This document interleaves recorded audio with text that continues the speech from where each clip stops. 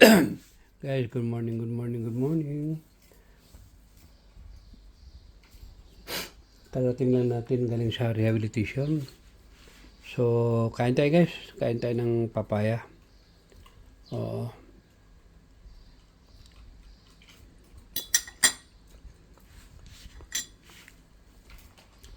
Once again guys, thank you so much sa inyong pag-support yan. Pasensya mo na, hindi pa tayo nakapag-live.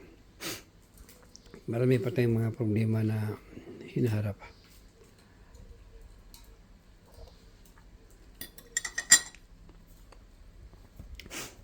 So, congrats sa aking anak na si Manresa.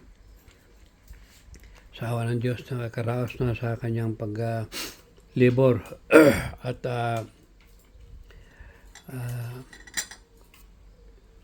good news, hindi na normal ang kanyang pagpanganak.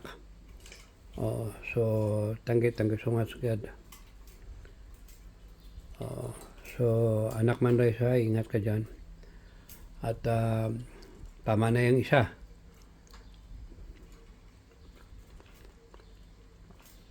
Huwag na magdagdag.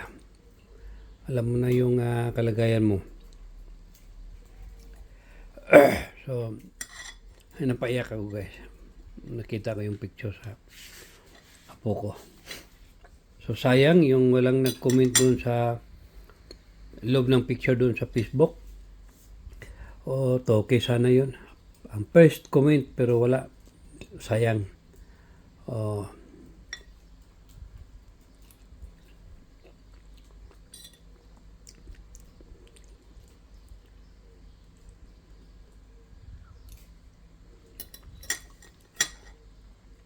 Marami naman akong apo guys. Sa dami kong anak isang dosina pa naman. Pero yan ang pinaka-litis na apo ko. Mahal ko lahat yung mga apo ko.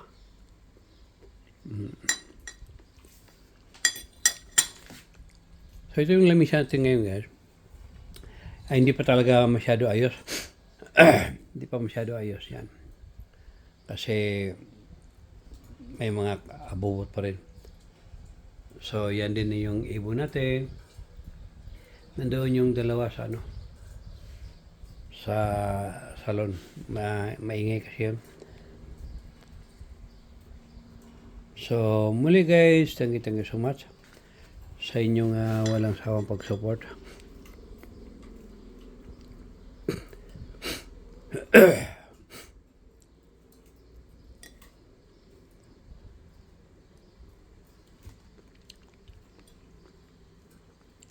Laban lang talaga sa mga pagsubok.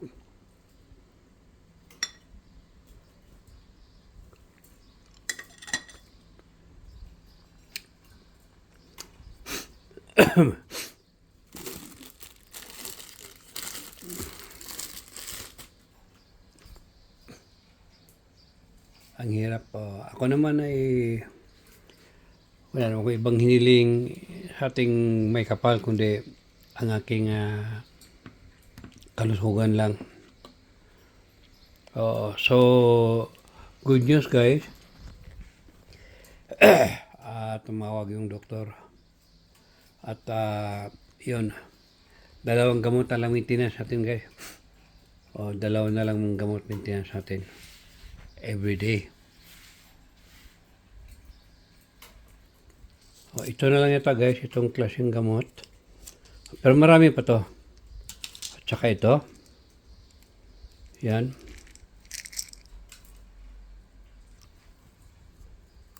Yan. So, dalawang klase na lang ang gamot natin. Thank you Lord. Nagbawas na tayo ng gamot.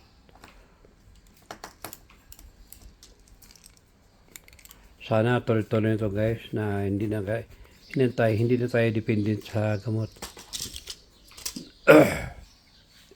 God is good. Thank you Lord. Yan naman ang hihiling ko guys sa ating may kapal.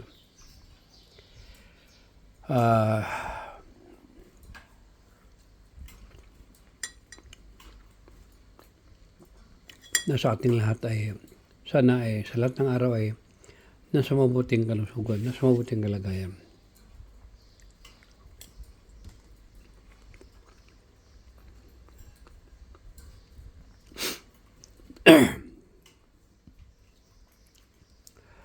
So, tingnan guys, subukan natin mag-live mamaya. Kasi may hintay pa rin kasi akong schedule. Schedule? Delivery. Oo. Kasi nag-order ako ng magandang klaseng massage guys. Iba yung sa kama ko, may massage talaga yun. Ang ganda guys, ang ganda, promise. Kaya pala mahal. Dahil nakamahal doon yung foam. Kasi may massage siya, Oh.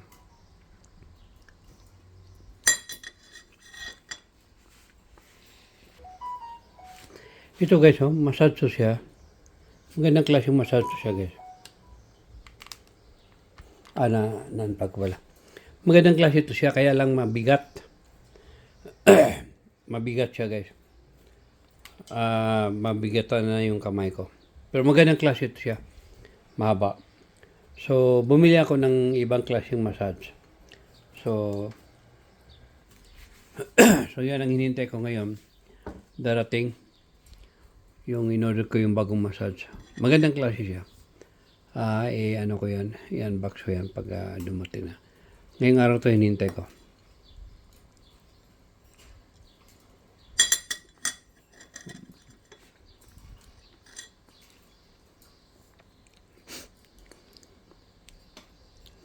Ito guys, papaya kasi gusto ko talagang ang laki ng bawas ng weight Kasi maabot ako ng 110. Grabe 110. Super tumaba ako guys. Kaya, nung nakaraang mga linggo, mahirapan ako maglakad, grabe. So, ang ginawa ko, pinilit ko talagang mag-reduce at yun nga, kaya palagi ako doon sa bundok, sa harap ng bahay. Dahil may hagdanan doon siya guys. Alam mo ilan yung steps ng hagdanan? Kung dito ako dadaan talaga sa kabila, abot ng 1,000 steps. Nagdanan na yun, hagdanan. 1,000 steps. Pero dito lang ako nag-shortcut sa harap mismo ng bahay. Sa pagbaba ko left side, kasi yung isa doon, pagbaba ko kung right side ako dadaan, abot talaga ng 500 steps.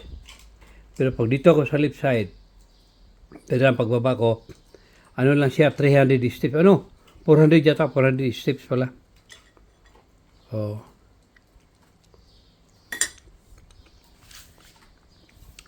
I think hindi lang pala.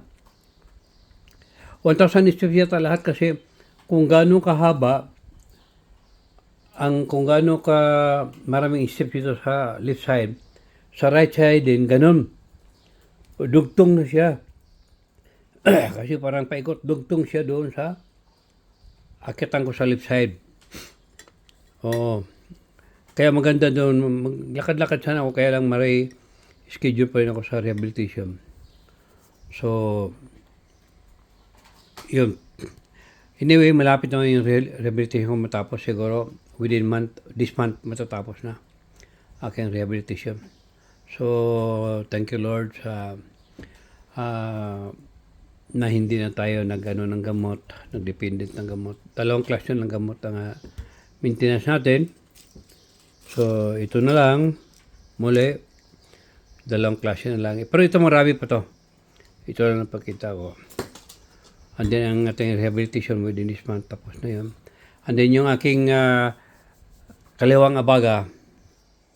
Yan, ito ang aking kaliwang abaga. Sa awa ng Diyos, hindi na siya sumasakit guys. Maangat ko na siya ng, maangat ko siya ng gusto.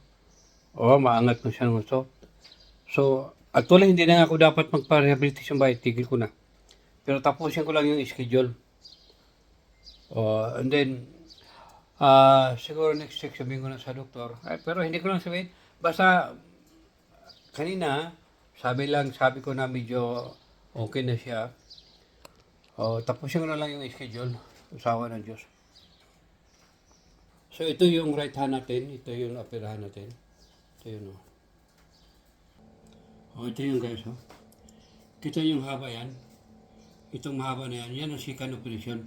Diyan tayo nagagabuhay. Pero ito yung sa taas. Yan, Yan ang first na operation sa ating kanang abaga.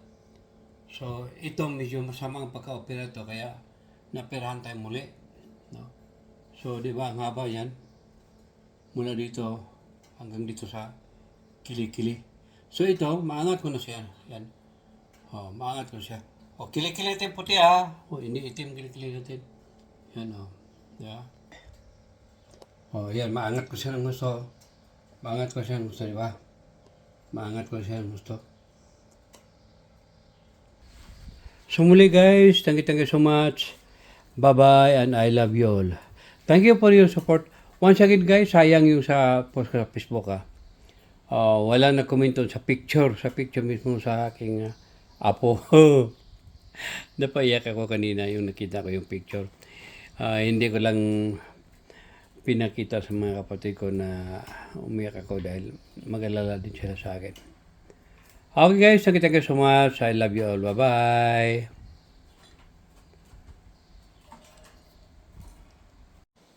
Ito pala guys. Yan. Kita niyo yan, yung puti sa palad ko. Yan. Operado yan guys. Operado na yung yan. Ilang stages? 1, 2, 3, 4, 5. 5 stages yan. 6 yata. 6 stages. Yan. Operado na yun. Ito yung left hand ha. Left hand. Operado yung paladayan na yan. Yan guys Kita ninyo yan. Yan. Operado yan. Left hand yan. So ito din ang kanang kamay. Kita nyo? Yung mahabang Ito yung mahabang guhit. Yan Operado din yan. Ito yung right hand. So once again, thank you so much. Bye-bye and I love you all.